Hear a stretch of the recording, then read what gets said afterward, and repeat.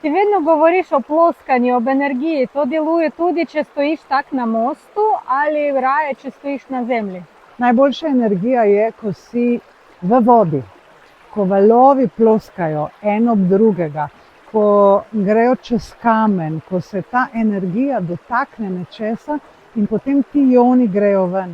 Posebno, ker so kakšni slapovi, kjer je kakšen prehod, kjer je veliko teh negativnih ionov, ki grejo v naravo in potem se tvoje telo čisti, ker mi imamo vse preveč teh pozitivnih, nabiti smo, ampak ko pridejo negativni in ko se povežejo, mi postanemo ena in postanemo celoto. In če smo kdaj v kakšni situaciji, ko rečeš, ne vem, kaj mi je, ne vem, kako naj grem naprej, samo pejdi k vodi ali se potopi vanjo, če nisi navajen, mogoče samo do gležnjev, mogoče do kolen, in prepusti se, zapri oči in uživaj v teh negativnih ionih, ki prihajajo do tebe, ki čistijo svoje telo, neverjetno moč imajo.